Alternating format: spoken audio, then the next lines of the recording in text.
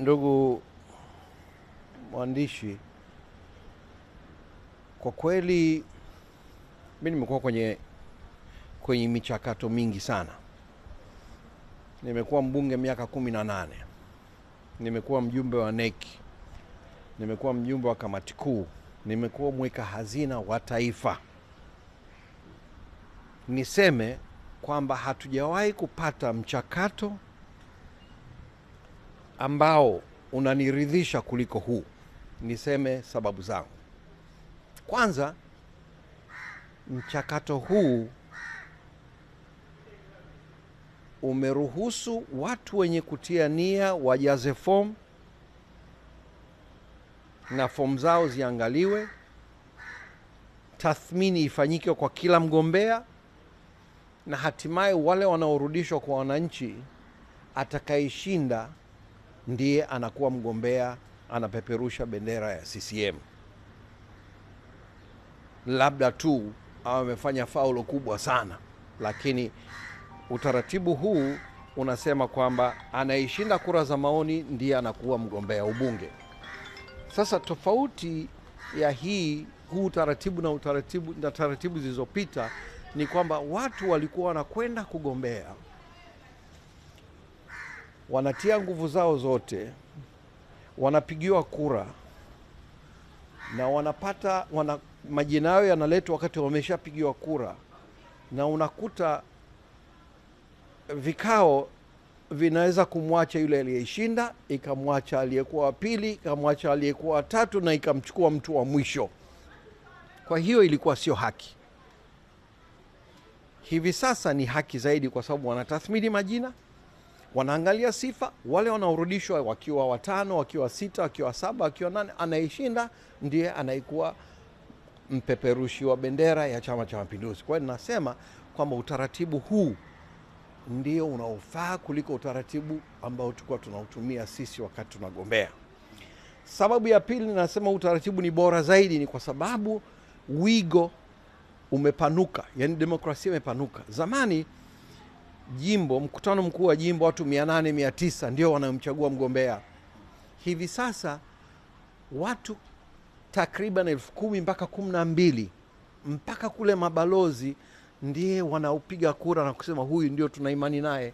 Kwa nasema huu utaratibu ni demokrasia pana zaidi, lakini pia ni haki zaidi kwa wanaotaka kugombea na kuwa viongozi katika bunge linalokuja. Kuna makada wamesikika hivi karibuni wakikosoa utaratibu mzima wa upatikanaji wa gombea, na wamekwenda mbali zaidi hata kukosoa utendaji wa Rais Dr. Samia Suluhu Hassan. Maoni yako ni nini? Mimi hao wawili siwaiti, yani hawana sifa hata kusema kwamba hawa ni makada wa CCM.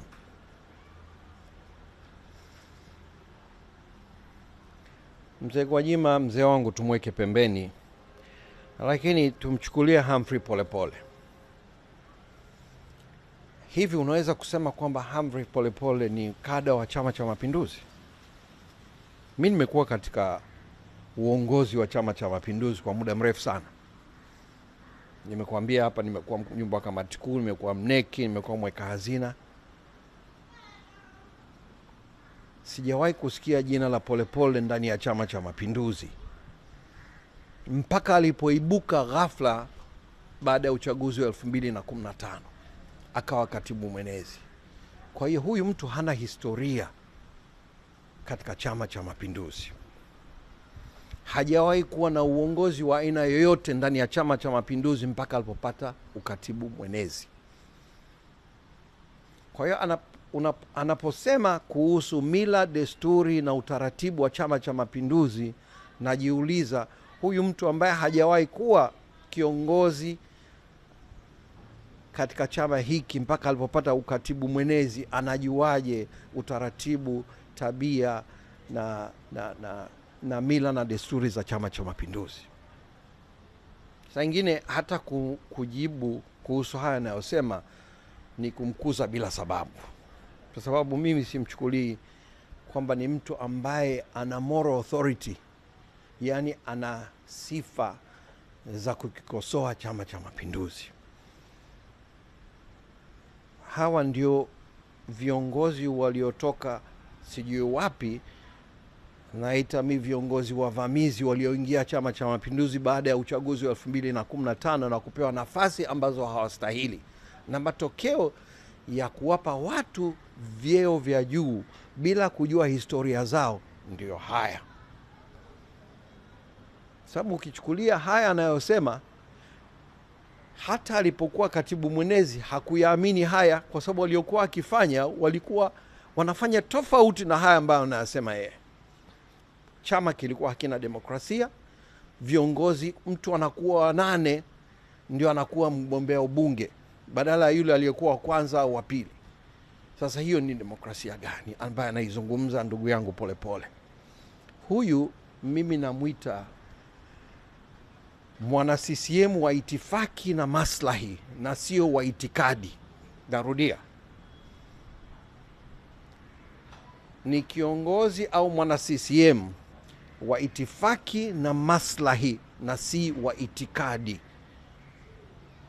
Na ndio maana, kwa sababu hakijui Chama cha Mapinduzi, anahoji hata uhalali wa mkutano mkuu ambao ndio mkutano mkuu katika Chama cha Mapinduzi kwa mambo ambayo wameamua. Mtu anayehoji mkutano mkuu wa taifa anakitukana chama na anatukana wale wajumbe wote wa mkutano mkuu waliokuwa wamekaa pale na wale viongozi wote waliokuwa wamekaa meza kuu, na kusema wale wote hawakijui Chama cha Mapinduzi isipokuwa yeye ambaye hajawahi kuwa kiongozi wa Chama cha Mapinduzi wakati wote, na alivamia tu 2015 kuwa katibu mwenezi. Kwa hiyo mimi nadhani wana CCM wanamjua, wanajua historia yake, na labda tu watu wanastarehe kusikia maneno mbalimbali, lakini si maneno ya kutia maanani sana, hana uzito wote. Ameendelea kusema kwamba yeye anamtia kasoro rais wetu Mama Samia, lakini nataka nimkumbushe kwamba Mama Samia wakati amechukua utawala baada ya kifo cha aliyekuwa rais wetu John Pombe Magufuli, hali ya kiuchumi ya nchi ilikuwa inakwenda kombo. Hali ya uchumi ilikuwa inakwenda kubaya. Mama Samia amefanikiwa kurudisha uchumi katika mstari, au tuseme katika reli. Mama Samia amejenga shule kuliko rais yoyote aliyepita kabla yake. Mama Samia amejenga hospitali kuliko rais yoyote aliyepita. Mama Samia amejenga zahanati kuliko rais yoyote aliyemtangulia. Mama Samia amefanya vitu vingi ambavyo marais waliopita hawakufanya. Amekuta miradi ya kiongozi aliyemtangulia ambaye haijakamilika akaikamilisha kwa vizuri kabisa, na akaanzisha miradi yake na kuikamilisha. Uchumi ameufungua. Watu ambao walikuwa wanalalamika kuhusu hali ya uchumi hivi sasa wanafanya biashara kwa uhuru bila matatizo yote. Wawekezaji wanaingiza pesa nchini, viwanda vinafunguliwa, barabara zinajengwa. Kwa mara ya kwanza tuna budget kubwa ya kuweka tuseme irrigation katika kilimo, umeme kila kijiji. Sasa mtu anayemkosoa Mama Samia analake jambo. Hizi ni chuki na wivu ambao ndio unawasukuma watu wa namna hiyo kwenda kumkosoa Rais Samia. Rais Samia amefanya kazi kubwa sana, na tukimuunga mkono, miaka 5 ijayo Tanzania itabadilika sana kuwa na maendeleo ya uhakika, na watu wake kuwa wana hali bora zaidi kuliko waliokuwa nayo hivi sasa. Tuwapuuze hawa watu wanaomkosoa, kwa sababu nadhani wanajua kinachoendelea, wanajua hali ni nzuri, wanajua uchumi unakwenda vizuri, lakini wanaongozwa na chuki na wivu. Asante sana. Okay, asante sana.